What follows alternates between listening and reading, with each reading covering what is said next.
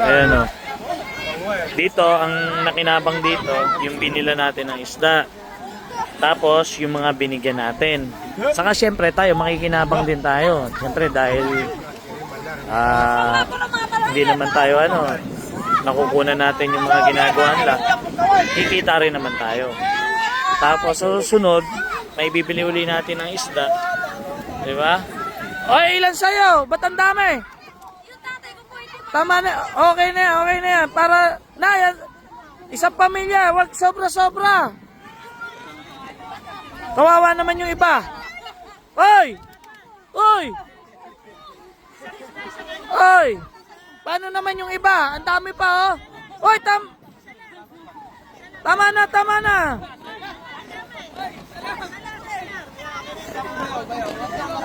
Oh. Wala na.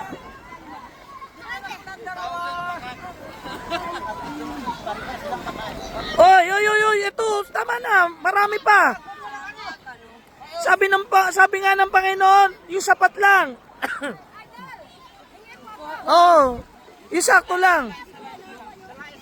Oo, tag-isang malaki lang. Naubos na, oh. Paghingi ko ng isa. Salamat. Tol, ugasin nyo na. Tol, kayo, pang-uwi nyo. Salang. Ayan, dalawa. Yung sapat lang kasi para yung iba din naubusan. Ayos na. Pupulutan nyo lang yung iba niyan eh. Tol, i-ano nyo na isa inyo. Oy, kumuha ka na isda. Ano ka pa eh?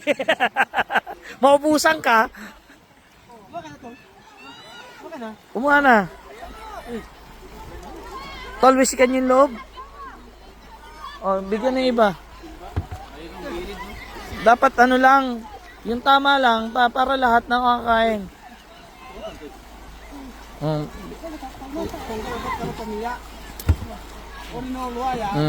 Yung sapat lang. Wag sobra-sobra para lahat makakaroon. Babayo lang, kinuha ha, tite. Na? Babayo. Awal tanak, mayar na maniwa ko. Mayar nga.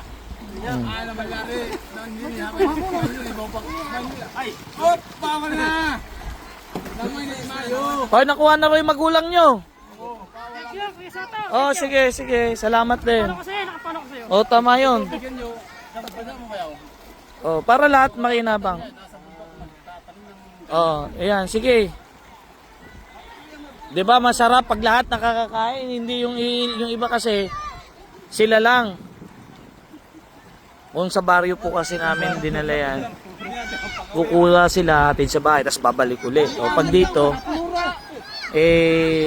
lang. Ayun tol, yung isang bata pa.